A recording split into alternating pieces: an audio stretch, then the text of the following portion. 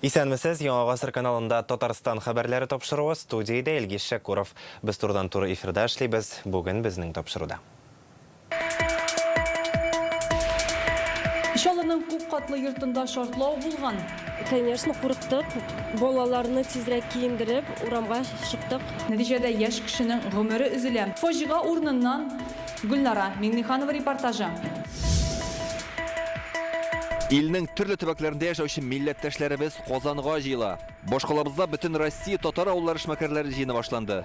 Шул авыл булса, әйтик, ил яшәячәк. Татар халкы дип янып киеп яшәүче милләттәшләребез белән Илдар Сафиуллин да аралашып кайтты. Көннәр җылыта, гөрләүкләр ага. Кая су тимәгән, кая өстәрәк, шуннан әйләнеп чыгабыз. Урамнарда ташып аккан сулар машина йөртүчеләр һәм җәяүлеләргә нинди зыян салып өлгергән? Чулпан Касыймова күзәтүендә. Безнең ил табигаты өчен үзенчәлекле проект. Балабын лашыны ул элек-электән безнең Татарстанда яшәгән булган. Аның популяциясе менә узган үткән гасырның ахырында кими башлады. Татарстанда кызыл китапка кертелгән лашыннарны кабат үрчетә башларга ниятлиләр. Ничек итеп? Бу хакта безнең репортажда.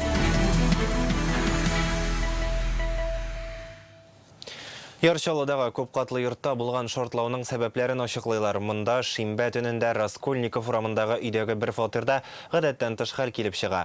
Нәтиҗәдә 21 яшьлек егетнең гомере өзелгән. 10нчы каттагы берничә фатирга зыян килә. Халыкны тиз арада эвакуациялиләр. Тикшерү комитеты кичә кеше үтерү маддәсе буенча җинаять эше кузгатты. Фаҗиганың берничә сәбәбе карала. Әлегә тикшерүчеләр егет үз-үзенә кул салган дип бара. 17 катлы бу йортка газ кертелмәгән. Шуңа күрә газ шартламауы көн кебек ачык. Теманы Гөлнара Миңнеханова дәвам итә.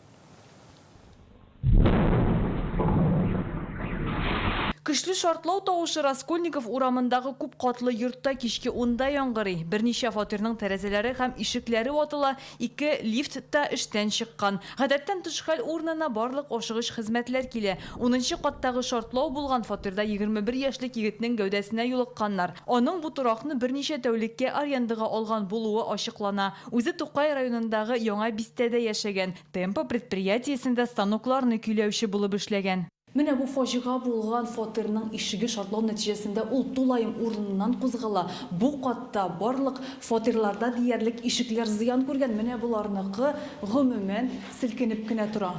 Екатерина Махотина күрше фатирда яши. Күгәненнән чыккан ишеген көч-хәл белән ача. Шартлаудан соң аның фатиры диварларында яраклар барлыкка килгән. Мин өемә кайтып 5 минут үтүгә шартлау тавышы яңгырады, ди Екатерина. Взрыв сразу, то ли запах какой-то, то ли пепел. Фатир төтен белән тулды. Тузан һәм көлгә ошагына әйбердә чыкты. Тиз арада тәрәзәләрне ачып җилләтә башладым. Ишекне ачып булмады. Дверь у нас повредила. Посередине замок ушел внутрь. 10нчы каттагы башка күршеләрнең дә ишекләре урыныннан кузгалган. Күп күршеләрнең ишекләре яраксыз хәлгә килде. Аларны алыштырганына квартира эчендә алай теге зыян булмады. Уннар тирәсендә шартлау тавышы ишеттек. Нык, мощный прям такой взрыв был. Курыктыгызмы? Конечно, курыктык. Балаларны тизрәк киендереп, урамга чыктык. Вертикаль торак комплексындагы 17 катлы бу йорт 2019 ел ахырында кулланылышка тапшырылган. Аңа газ үткәрелмәгән. Биредә 170тән артык кеше яши. Шартлаудан соң бу йорттан 80 кешене эвакуацияләгәннәр. Берничә сәгатьтән соң алар барысы да үз фатирларына кире кайта. Хәзер биредә төзекләндерү эшләре бара. Лифтларны төзәтү шактый катлаулы булачак диләр. Берсенең механизмы яраксыз хәлгә килгән. Аны ясау өчен Белоруссиядән детальләр көтәләр. Фатирларны төзекләндерүдә шәһәр хакимияте ярдәм итәчәк. Лифт не работает и грузовой пассажирский. 2 лифтта хәзер эшләми, аларны ремонтлыйбыз. Бу йорт халкы белән күрештем, күбесенең ишекләре ватылган. Ир белән хатын яшәүче күрше фатирга да кердем. Аларның дивары берничә җирдән кителгән. Барсын да төзекләндерәчәкбез. Тикшерү комитеты үтерү маддәсе буенча җинаять эше кузгаткан. Белгечләр гадәттән тыш хәлнең төрле фаразларын өйрәнә. Шул исәптән үз үзенә кул салуны да. В настоящий момент проводятся необходимые следственные действия. Килеп чыккан хәлнең сәбәпләрен ачыклау өчен барлык кирәкле тикшерү эшләре алып барыла. Мөһим булган экспертизалар билгеләнгән. Җинаять эшен тикшерү дәвам итә. Исегезгә төшерәбез. Яр Чаллыдагы иң көчле шартлау 2021 елның 25 октябрендә килеп чыккан иде. Аның дулкыны шул кадәр көчле була, берничә фатир җимерелә. Хастаханәгә китерелгән 2 кешенең гомере өзелде. Аларның берсе фаҗиганың сәбәпчесе. Раскольников урамындагы йортта исә хәзер шәһәр хакимияте экспертиза үткәрә. Яр Чаллыдан Гөлнара Миңнеханова, Эльмира Гайнетдинова, Александр Лихачев, Яңа гасыр каналы. Татарстан рәисе эшлекле сәфәр белән Сауд Гарәбстанына барды. Монда Рөстәм Миңнеханов Ислам хезмәттәшлеге оешмасының генераль сәркатибе Хөсәен Ибрахим Таха белән очрашты. Быелның маенда Татарстанда узачак Россия Ислам дөньясы Казан халыкара форумына әзерлек турында сөйләштеләр. Әлеге чара Россия президенты карары нигезендә быел беренче тапкыр федераль дәрәҗәдә оештырылачак.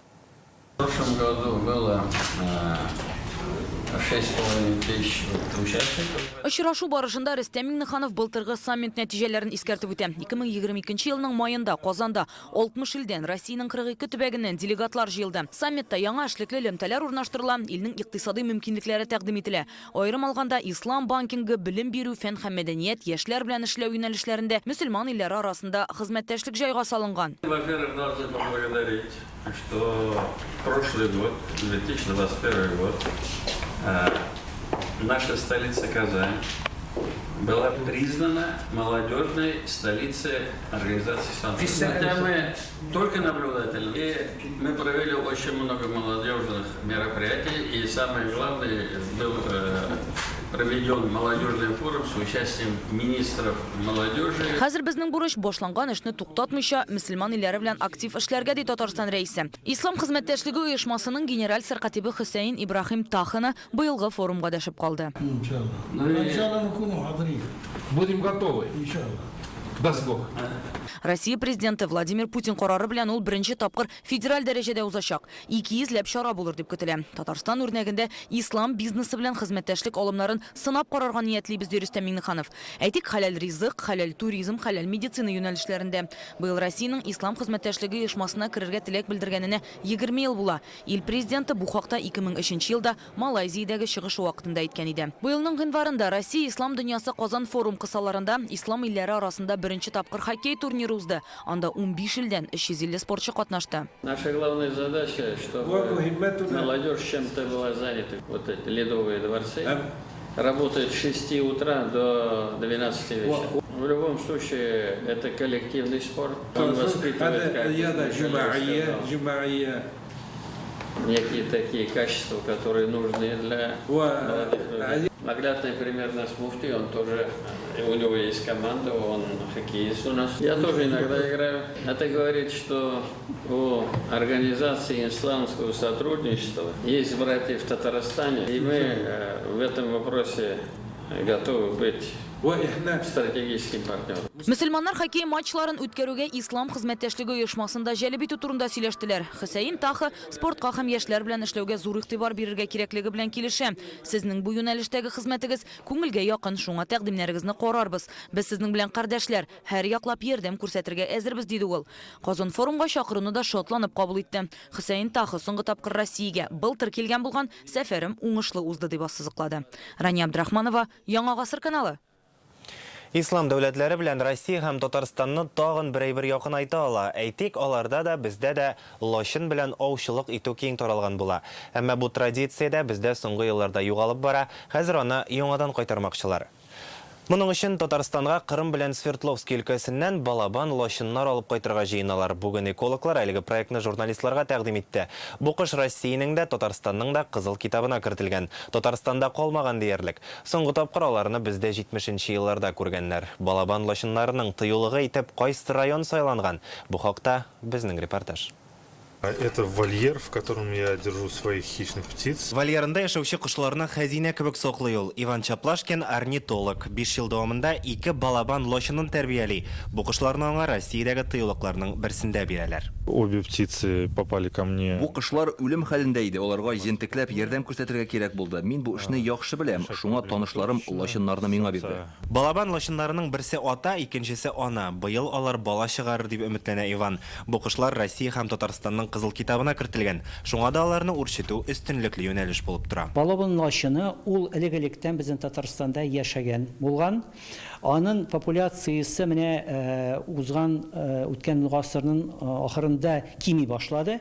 Без аларны сирәк кенә кайбер районнарда гына, кайбер өлкәләрдә генә шулай очрата башладык. Балабан лошыннарының юкка чыга баруына контрабандачылар гаепле ди орнитолог Илгизәр Рәхимов. Кыргый кошлар электр чыбыкларына эләгеп тә күпләп үлә. Шуңа да быелдан балабан лошыннарын дәүләт проекты буенча үрчетә башлыйлар. Бу эшкә экология министрлыгы алынган. Полностью соответствующая территория всем необходимым требованиям. Это в Камско-Устинском районе, в поселке Тенишево. Кама тамагында махсус тыюлык төзелә. Анда Свердловский өлкәсеннән кечкенә лошыннарны алып кайтачаклар. Кыш балаларын, яшь лошыннарны, аларны күнектерәләр шул территорияга, Кама тамагы тирәләренә. И аннан соң инде аларны чыгарып, алар артыннан әле без датчик аша аларны карап торабыз. Каялар очалар, кая баралар, кая китәләр.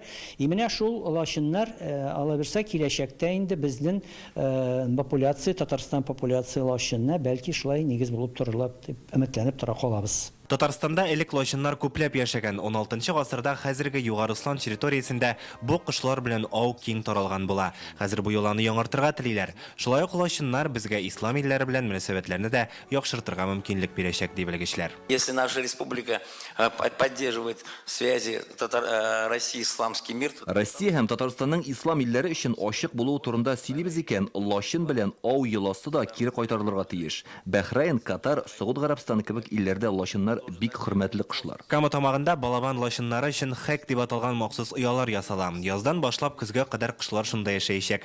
Аларга волонтерлар күз кулак булачак. Бу проект Сибур җәмгыяте теләктәшлеге белән гамәлгә ашырыла. 1,5 миллион сумнан артык акча бүлеп бирелгән. Бу сирәк кошлар бездә кабат яшәп китә алырмы? Монсын вакыт күрсәтер. Белгечләр проектның нәтиҗәсе тиз генә булмаячак дип исәтә. Быел табигатькә барлыгы 10 лошынны очыртып җибәрәчәкләр. Иң мөһиме киләсе язда җылы яклардан аларның нәкъ менә безгә әйләнеп кайтуы. Илгиз Шәкүров, Роман Фенин, Яңа гасыр каналы. Бүген Казанда Россиядәге татар авыллары эшмәкәрләре җыены башлана. Татар дөньясы өчен иң күркәм һәм дәрәҗәле вакыйгаларның берсе ул. Быел илнең 40 төбәгеннән 500 эшмәкәр чакырула. Шулай ук милләттәшләребез Кытай, Польша, Афганстаннан киләчәк. Кайдан гына булсалар да быел уртак максат бар. Татар авылларын саклаучы, мәктәпләр салучы, хәйриячелек белән шөгыльләнүче эшмәкәрләребез белән якыннан танышу. Шушы олы хезмәт белән алар республикадан читтә булып та милләтне саклауга үз өлешен кертә. Бүген көн делегатлар кунакханәләргә урнашты. Шул арада алар белән Илдар Сафиуллин аралашырга өлгерде. Олар Казандагы кунакханәгә үз өйләренә кайткан кебек килеп керәләр. Менә Самар өлкәсе делегациясе Фәһим Миңневәлиев 5000 кеше яши торган Камышлы авылы җирлеге рәисе. Җыенга тәҗрибә уртаклашу максаты белән килә. Гомер буе авыл хуҗалыгы белән шөгыльләнсәк тә, Татарстанда өйрәнерлек әйбер күп ди ул. Чәк-чәк өч пичмакларны күпләп җитештереп сатасылары килә. Әлегә милли ризыкларын Татарстаннан алалар. Үзебездә эш урыннары булдырсак, яшьләр авылларда калачак дигән фикердә. Үзебезгә күп әйберләр алырга, чтобы яшьләргә эшләр табып, аларга эшкә урнаштырып, кандыр практика алып, аларны күрсәтеп, кайсы якка таба шуның турында аңлатып, үзебездә эшмәкәрләр күбәйтеп турында. Салават Халидуллин Төмәннән килгән. Бу җыенда ул яшь эшмәкәрләрнең берсе, 30 яшьлек егет бала чактан авыл тормышын ярата. Хәзер ул кечкенә фермалар төзү белән мәшгуль. Эш булса, татар авылы яшәячәк. Мин шәһәрдә китмәдем, авылны яратам. Вопрос сельскохозяйства бу актуальная тема. Бездә тоже Төмәндә күп авыллар бар. Тел саклау буенча Рөстәм Җамалиев Мәскәү өлкәсеннән төзелеш оешмасы генераль директоры авыл хуҗалыгы өчен корылмалар төзи. Бүгенге станциялы шартларда техникага үзебездә ясалучы запас частьләр юнәлтәсе иде. Безнең коллегалар белән сөйләшеп, шулар белән аралашып, инде әзрәк беребез булышырбыз дип, шулай итеп өметләнеп без калабыз. Самара, Мәскәү, Киров, Оренбург, Төмән һәм башка 40 төбәктән иң асыл татар эшмәкәрләре җыелган бирегә. Уртак максатлары халыкны эшле, ашлы итү, шул рәвешле татар авылларын саклау. Авылларда яшьләр, урак эшмәкәрләр булып, эш булып, значит, шул авыл булса, әйтик, ил яшәячәк. Бөтен Россия авыл эшмәкәрләре җыены 3 көн дәвам итәчәк. Иртәгә төрле төбәкләрдән җыелган делегация Чувашиягә юл тота. Чәршәмбе көнне кунаклар Казанда ярминкәдә катнашып, анда милли ризыклар, татар брендлары тәкъдим итәчәк. Шул ук көнне Рөстәм Миңнеханов җитәкчелегендә пленар утырыш үтәчәк.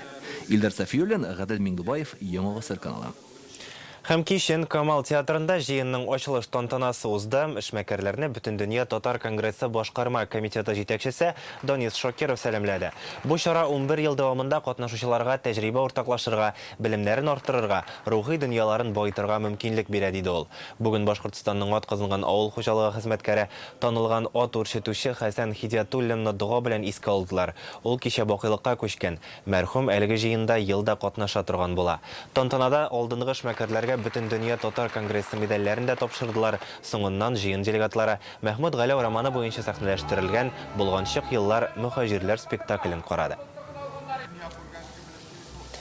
Быел март айы гадәттәгедән жылы булуы белән истә калачак. Якын көннәрдә 8 градуска кадәр жылытачак ди синоптиклар. Узган ел бу вакытта 16 градус тирәсе салкын булган. Бүген юлларда зур күлләвекләр хасил булды. Бу күпләр өчен зур кыенлыклар китереп чыгара. 9 баллык бүкеләр барлыкка килде, трамвайлар туктап калды. Машина йөртүчеләр арасында су эчендә дәүләт номерларын төшереп калдыручылар бар. Җәяүлеләрне исә кыендырып үттеләр. Шәһәр урамнарындагы хәлне Чулпан Касыймова күреп кайтты. Гүзәл Хафизова аттар бистәсендә гомер буе яшәп, урам уртасында моның кадәр су җыелганын күргәнем юк иде ди. Юлның икенче ягына чыгу яисә кибеткә бару бик авырга туры килә. Атардагы группа кешеләре яздылар, номерларын югалтканнар, потому что бу тирәдә тишекләр юк, тегендәрәк барганда анда тишекләр бар, шуларга суда күренми. Бу юлдан машиналар әйтерсең йөзеп бара, көпчәкләре бөтенләй күренми. Тирә-якка чәчрәгән сулары күп очракта кешеләрне кыендыра. Җәяүлеләргә тротуарның читеннән йөргә туры килә. Юл кичү урыннары да су астында калган. Була, кешеләр дә була, ие. Карап кына чыгады, без катлар бигрәк тә инде. Конечно, брызгает. Все в этим, все грязные, едут, гонят, не останавливают. Боремся с водой. Урамда җыелган су Светлана Марфинның ишек алдына кадәр кереп канализация чокырына тулган. Эшкә бара алмыйча чиләкләр белән шуны ташый. Иртәнге 8дә водоканал хезмәткәрләрен чакырткан, әмма килүче юк ди. Машина же подъехала какая-то. Но она от пятерочки откачивает, как общую, а сюда же не едет. Бу урынга төштән соң су суыртучы машина килгән, әмма коммуналь хезмәткәрләр үзебез генә моның кадәр суны чыгарып бетерә алмыйбыз диләр. Кимендә 50 техника кирәк икән. Җәяүлеләр йөри торган юлларга да менә шулай сулар җыелган. Аяк белән үтәм димә, шуңа күрә кешеләр кардан да шушындый сукмак салган, әмма монда да сакланып кына басырга кирәк, таеп китеп суга егылуың ихтимал. Кыен йөрергә, бик тә кыен. Әкрен генә барасың инде, ярый әле менә ашыкмыйча гына. Шәһәр урамнарында зур күлләвекләр узган тәүлектә жылы булу сәбәпле барлыкка килде. Яңгыр да мул яуды ди синоптиклар. Бүген республика буенча салкын атмосфера фронты үтә. Шуңа иртә белән яңгыр яуса да, соңыннан ул карга әйләнде. Көннең икенче яртысында аязды. Җилнең тизлеге секундына 15 метрга кадәр җитте. Последующие двое суток. Киләсе 2 көндә Татарстан антициклон йогынтысында була. 15 мартта явым-төшем фаразлана. Җилнең тизлеге 20 метрга кадәр җитәргә мөмкин. Һава температурасы төнлә -5, көндез 8 градуска кадәр жылытачак. Юлларда бозлавык. Казан башкарма комитетында әйтүләренчә, су баскан урыннар турында район хакимиятләренә җиткергә кирәк. Ә шәһәрдәге яңгыр кыйлары тыгылган чиракта аларны башкарма комитет чистартырга тиеш. Чулпан Касыймова, Ләйсән Сәитова, Яңа Гасыр каналы. Бүген Татарстанда 4000 эшче җитми. Ни өчен таксида эшләргә, курьер булырга һәм пицца ташырга ризалашалар, ә заводларга бармыйлар. Бу хакта Реаль Время интернет газетасы яза. Быел мәктәпне тәмамлаючак укучыларның әтиәниләре Яшел Үзәндә бердәм дәүләт имтиханын биреп карады.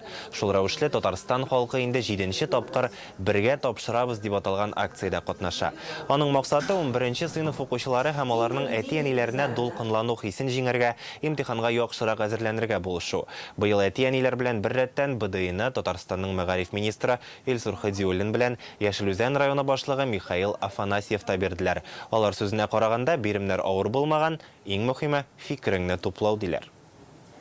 Төрләрне кая куярга, мәсәлән, депрессиясына оборот дип әйтгәндә, депрессиясына оборотларны ничек итеп куярга без ул кагыйдәләрне өйрәндек инде, кабатладык та, гомумән тормышта кулланабыз бит.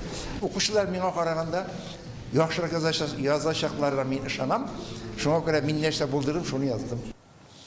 Апуш балалар Татар театры студиясы оешканга 1 ел булды. Ул узган елның февралендә эшли башлаган иде. Бәйрәм уңаеннан бүген Сәйдәш мәдәният үзәгендә музыкаль-театраль тамаша узды.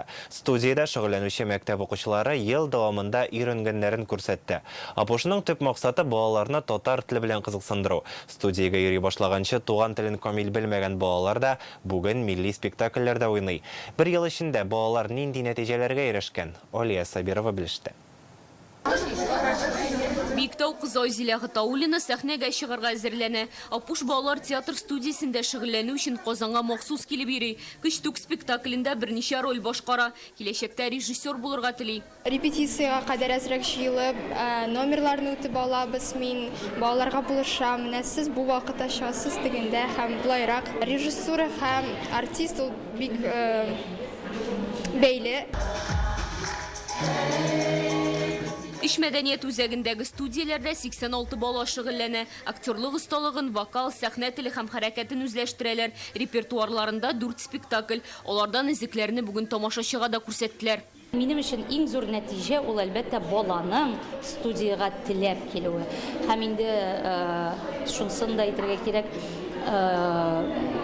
җәмәгатьчелек арасында да башка мәктәпләрдә дә шулай ук сорыйлар. Кайчан яңа кастинглар, димәк, Апуш үзен ишеттерде. Апуш тулырга тиеш булгандыр инде ул. Чөнки аның вакыты килеп җитмәсә, ул тиз генә менә шундый идея тормышка ашыру авыр бит.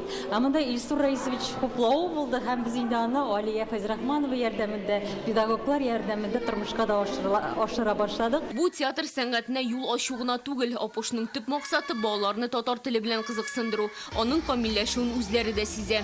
Күбрәк сөйләшә башладым, күбрәк сүзләр белә башладым һәм тәрҗемәләр сүзләргә күбрәк белдем. Ул безнең татар телебезне ачты. Үзенең татар телен ярата торган, үзенең әдәбиятын ярата торган кеше булып калыр өчен, ирекле кеше булып калыр өчен без шуның өчен тырышабыз. Тиздән Апушта өстәмә кастинг оештырачаклар, тагын 10 баланы театр дөньясына кабул итәргә ниятлиләр. Алия Сабирова, Ләйсән Сәитова, Яңа Гасыр каналы. Бу ялларда Мәскәүдә Россия герое Домир Исламовны искә алдылар. Аның истәлегенә бокс турниры оештырылды. Якташыбыз Домир Исламов әлеге спорт түрі белән кечкенәдән кызыксынган, офицер булгач та боксны ташламаган. Танк командиры 1 ел элек махсус хәрби операциядә һәлак булды. Мәскәүнең бокс академиясендә узган чарага Домирның тренеры Альберт Сафин да чакырылы иде. Аның сүзләренчә, турнирны ел сайын уздырырга телиләр. Бу Домир Исламов һәм аның экипажының батырлыгын онытмау, хәтердә саклау өчен мөһим диләр. Ел мондый турнир Россия героеның туган ягы Лениногорск шәһәрендә узган иде. Бу ялларда Яшел Үзән районының Драйв паркында Ирек Миңнәхмәтов истәлегенә беренче автомобиль узышлары оештырылды. Танылган җитәкче, эшмәкәр, үзе дә автоузышчы Ирек Миңнәхмәтов 39 яшендә 3 ел элек вафат булган иде. Төрле елларда ул Татмедиа агентлыгын җитәкләде, Татспиртпром оешмасында эшләде. Автоузышлар яраткан шөгыле иде. Ул автокросс буенча 2 тапкыр Россия чемпионы булган спортчы. Бу ярышларда үз осталыкларын күрсәтергә Россиянең төрле шәһәрләреннән 30 катнашучы җыелды. Аларның күбесе Ирек Миңнәхмәтовны шәхсән белә. Ирек Миңнәхмәтов истәлегенә бу турнирны аның дуслары оештырган. Үзләре дә узышчылар. Аның белән ярышларда катнашкан булалар. На трассе мы были соперники, враги, а в жизни мы были просто близкие друзья. Трассада бер-беребезгә көндәш булсак, тормышта дуслар булдык. Татарстанда юлсызлыкта ярышу юнәлеше популярлашсын өчен күп нәрсә эшләгән искиткеч кеше иде ул. Очень приятно, что сегодня собралось столько много народу. Монда бүген шул кадәр күп кеше җыелуына шатман. Бу Ирек Миңнәхмәтовның нинди әйбәт кеше булуын, аның дуслары күп икәнлеген икәнлеген күрсәтә. Россиядәге беренче турнирын Ирек Миңнәхмәтов 19 яшендә җиңә. Шуннан соң автоузышларда актив катнаша башлый һәм автокросс буенча 2 тапкыр Россия чемпионы була. Аның истәлегенә уздырылган турнирның пьедесталы янында да Ирек Миңнәхмәтовның фотосурәтләре һәм шушы узыш машинасын күрергә мөмкин иде. Он и баги участие принимал, и на УАЗиках принимал. Ул һәр кайда лидер булырга тырыша иде. Баги, УАЗиклардагы ярышларда беренчеләрдән булып катнашты. Спортта да, эштә дә беренче булырга ярата иде. УАЗикларда 3нче ел чемпионатка чыкканга менә ипләп кенә Татарстанда үтә башлады. Юлсызлыкта ярышучылар өчен бу юлы да бормалы трасса, трамплиннар һәм кискен борылышлар әзерләнгән иде. Россиядән күп кенә пилотлар, именитый пилотлар, чемпионнар килде. Достойно. Даже Новый Уренгой, Мәскәү, Питер якларыннан. Без бу сферада 5 еллап катнашып йөрибез. Безнең Актаныш районыннан без Бойсарда да шушы ярышларны ел сайын уздырабыз без 1 май бәйрәмнәрендә. Финишка барысы да барып җитә алмады. Кемдер кар кертенә терәлә, кемдер әйләнеп каплана. Нәтиҗәдә җиңүче кубогына Пермь краеннан Алексей Плешивых ия булды.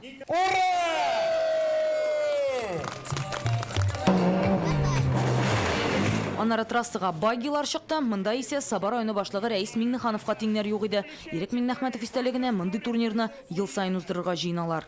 Мы будем развивать драйв-парк. Драйв-парк әкренләп зураячак. Республика рәисе карары белән монда юл салырга җыйнабыз. Техник үзәк төзү планда бар.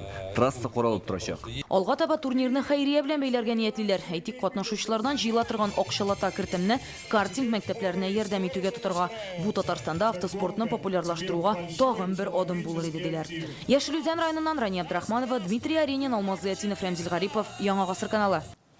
Әлегә шундый яңалыклар иде. Рекламадан соң һава торышы белән Эльвина Насыйбуллина таныштырыр. Ә мин сезнең белән саубуллашам. Исән-имин булыгыз.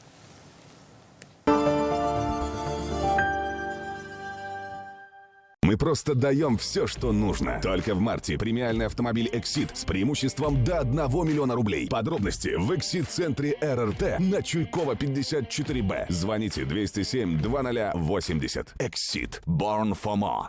Туфан Миңнуллин исемендәге Түбән Кама Татар дәүләт драма театрының март айы гастрольләре. Берсеннән 7 мартка кадәр Башкортстанда, 15-е Кайбышта, 16-сы 17-се Чувашстанда, 18-е 19-ы Санкт-Петербургта, 20-се 21-е 22-се Казанда. Рәхим итегез. Әлхәмдүлилләһ. Хөрмәтле авылдашлар, кунаклар. 18 март көнне сәгать 11-дә Орша районы Көтек авылы мәчетен ачу тантанасы була. Сезне шушы тантанага көтеп калабыз.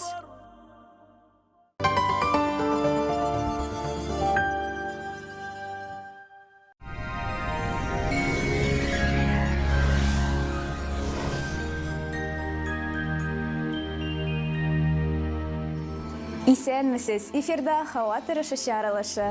Республикабызга яңадан җылы һава керә башлый дип фаразлый синоптиклар. Киләсе минутларда һава торышы белән тулырак танышырбыз. Яндекс погода мәгълүматы буенча көньяк-көнчыгыш Бөгелмә баулы Азнакайда болытлы һава явым-төшем көтелми, температура көндез якынча 1 градус салкын, төнлә 6 градуска кадәр салкын. Төньяк-көнчыгыш районнарда Түбән Кама, Яршаллы, Алабугада шулай ук болытлы һава көндез уртача 1 градус салкын, төнлә 5 градуска кадәр салкын. Республиканың төньяк өлешендә Актаныш, Әгәрҗе, Менделеевскида алмашынучан болытлы һава көндез температура уртача +1 градус, төнлә 5 градуска кадәр салкын. Төньяк-көнбатыш Арча, Кукмара, Балтачта болытлы һава явым-төшем фаразланмый, көндез уртача 1 градус җылы, төнлә шулай ук 5 градуска кадәр салкын. Көньяк-көнбатыш Болгар, Буа, Чүпрәледә алмашынучан болытлы һава явым-төшем көтелми, көндез температура якынча 3 градус җылы, төнлә 6 градуска кадәр салкын. Чистай, Әлмәт, Мамадышта шулай ук болытлы. Явым-төшем ихтималы зур түгел, көндез уртача 1 градус җылы, төнлә 5 градуска кадәр салкын. Җылы антициклон безнең якларга керде һәм алдагы тәүлектә температура югарырак булачак дип фаразлана. Юлларда бозлавык, бик игътибарлы һәм сак булыгыз. Аверс банкы шәхси затларга һәм корпоратив клиентларга банк хезмәтенең барлык төрен күрсәтә. Бизнес өчен банк расчет касса хезмәте, кредит, банк гарантиялары һәм акчаларны эффектлы куллану алымнарын тәкъдим итә.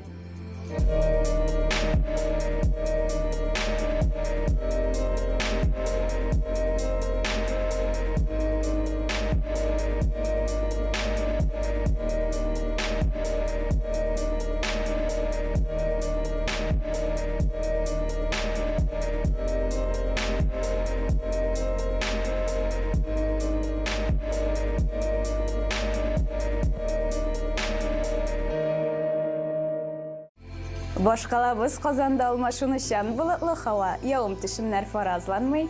Көндез 3 градуска кадәр җылы, төнлә уртача 5 градус салкын. Җил көн яктан уртача тизлектә. Атмосфера басымы төркемеш баганасының 759 мм тәшкил итә. Һаваның чагыштырмача дымлылыгы 75%. Җирнең магнит кырытыныч. Бүгенгә менә шулар иде. Студияда Эльвина Насыбуллина. Сау сәламәт булыгыз.